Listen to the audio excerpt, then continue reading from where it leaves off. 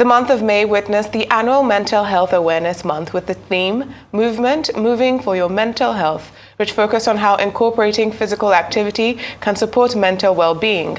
According to the World Health Organization, more than 1 billion people globally live with some form of mental illness, with 1 in 13 experiencing a serious condition. Depression and anxiety are the most common mental disorders worldwide, affecting over 266 million people with depression and over 190 million with anxiety. Estimates suggest that between 20 to 30% of Nigerians, roughly 40 million people, experience some sort of mental illness. We are now being joined for a brief chat on the message of this year's Mental Health Awareness Month by Dr. Olusola Olowookere, a consultant psychiatrist with a keen interest in mental and emotional well-being. Dr. Olowookere is also a trained psychoanalyst and has conducted significant research in neuroscience and its relationship with depression and substance abuse. Good morning, and thank you for joining us on the morning show, sir. Good morning. It's a pleasure to be here. Good morning. Good morning. Now, we've spoken about the millions of Nigerians who are probably experiencing or have experienced some form of depression and anxiety, and also substance abuse I believe is related to depression and anxiety. So can you talk to us a little bit about how these issues can lead someone to maybe abuse substances, and how movement can improve our emotional well-being? Thank you very much. I think the Mental Health Foundation came about this in 2001, setting a particular month of the year to raise awareness around mental and emotional health problems. There's a lot of stigma around these things, and people don't really talk about it. We are all going through a lot, and there are loads of factors that contribute to people developing these problems. The theme this year has been carefully selected to allow us talk about sensitive things in a very informal way. Movement. A lot of people are going to the gym, are walking, are doing exercise, and this is an avenue for us to talk about our emotional health. We understand that various conditions that you've mentioned, depression, anxiety, are affecting a lot of people. And when you look at what causes it, we talk about the biopsychosocial model, biological factors, social factors, the environment, economy, insecurity, and a lot of people then turn to harmful coping strategies like substance abuse that then lead to them developing these problems that you've talked about. But it's a fantastic thing that we're talking about it now. Well, given your research in, of course, neuroscience and its relationship with depression and substance abuse, what are, some of the groundbreaking findings that could help treat these conditions? Because, I mean, I definitely agree that a very large number of Nigerians are going through one mental health problem or the other. So how can we start to fix it, knowing fully well that we still exist in this ecosystem that's, very flawed? Thank you very much. I think acknowledging that one is suffering from a problem is the first step. So we need to do a lot of awareness. We need to talk about things. If you don't know you have a problem, you are unlikely going to seek help for it. So things like difficulty in sleeping, anxiety, are things that we should talk a bit more about. And what has research shown? Research has shown that psychological intervention, talking therapy, seeking for help from trained people would be able to help you. But the first thing I want to say is that we need to be kinder to ourselves. We need to respect each other. We need to show love to each other. And I think that is the foundation of everything. We need to use the resources around us. The government are trying, but as individuals, we have a lot to contribute as well. So we need to be kinder. If you're not going to take anything away from this money, please be kind to one another. Say nice things to each other and appreciate each other. That is the basic foundation and principle for developing a stable and good mental well-being. Absolutely. I mean, in an atmosphere like Nigeria, I mean, we are, like Adesua mentioned in her introduction, over 1 billion people in the world face, some sort of mental health challenges. And we know here in Nigeria, some of those issues are looked on as, a taboo to even speak about it, even to relate with people with mental health disorders.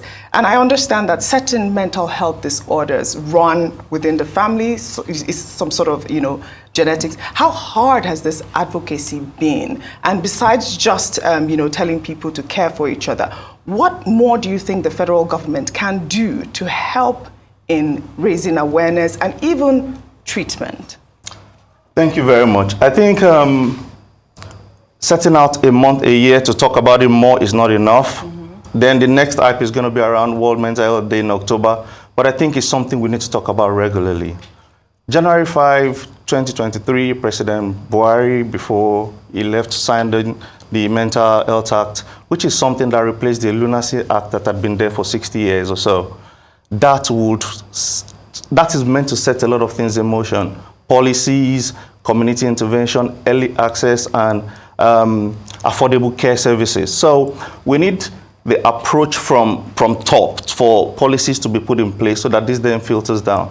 Professor Ali Pate, current Minister of Health, and Dr. Tunji Alhassan, Minister of State for Health, they are doing a fantastic job. They are doing a lot of networking with professionals, and hopefully we're going to see how this will translate to easy and affordable access for mental health services.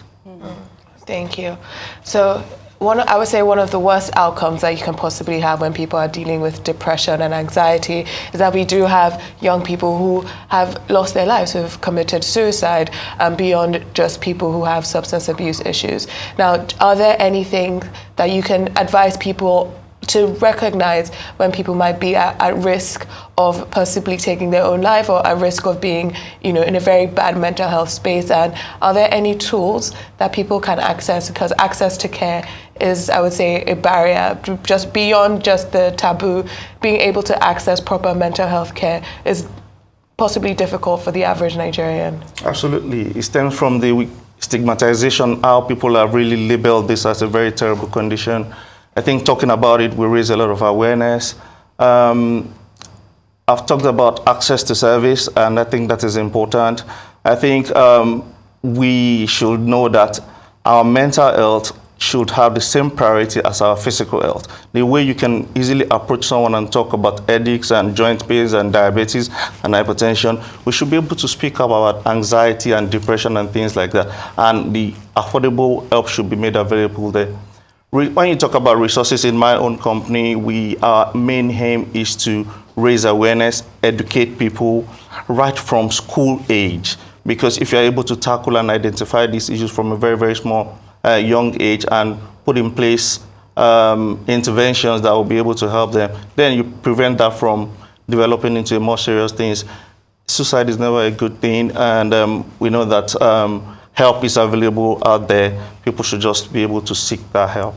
Speaking on the availability of help and of course access, I wonder what role you believe technology and telemedicine can play in helping to combat mental health. Is that something that you're looking into, should be looked into? Oh yes, absolutely. The current figure says we have about 150 psychiatrists to about 200 million people. It's not enough. So we've leveraged on technology in trying to help people do teletherapy, how you can do complete some questionnaire that can give an indication if you're prone to having anxiety or depression or things like that, and then you'll be able to access help promptly.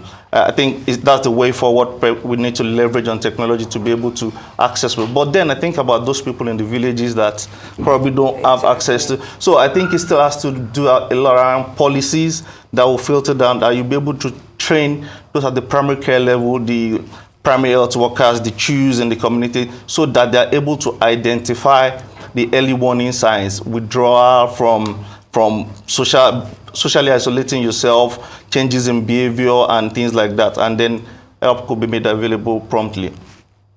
Right. Well, for the benefit of our viewers, I'd love for you to share with them, what sort of programs that you're, advocating, like what you're talking about in terms of, helping to rehabilitate those that are suffering from mental health issues. So I'm a big fan of psychological intervention, talking to someone. I think there's been a lot of misunderstanding. People think that once you're diagnosed with a mental disorder, it automatically means medication. That is false. There is a role for psychological intervention, therapy, speaking to someone about your problems, and the person will be able to guide you on how to develop positive coping strategies. In my organization, what we try to do most times is a lot of awareness, because if you pick up these things quickly, then you're able to solve the problem at the early stages. to the government is around policies and fundings to help us. I meant, like, can you point out the programs that people can participate in, whether or not it's free? What sort of, are you privy to some programs that can help with mental health rehabilitation? Yes, we do a few programs which are creating a safe space where people could be able to talk about their problems. So we have a virtual fitness hub where through fitness you could talk about your emotional and mental health problem. And Can you tell us the name? Great insights. Great. Okay. Just for the benefit. All right. Okay. Okay. Thank you. Okay. So great insights, and this was something I set up about 5 years ago after I saw a young man unfortunately jump from the bridge, and I felt that if this was identified earlier, it could have been prevented. So we create those atmospheres like art therapy sessions, music therapy, for people to be able to come together and discuss sensitive issues in a very informal environment. Right. So great insights. Great insights, yeah. Thank you very much. On that note, would like to thank you very much for joining us on the morning show and continue on your advocacy. Well done. Thank you very much. Thank you for being here. All right.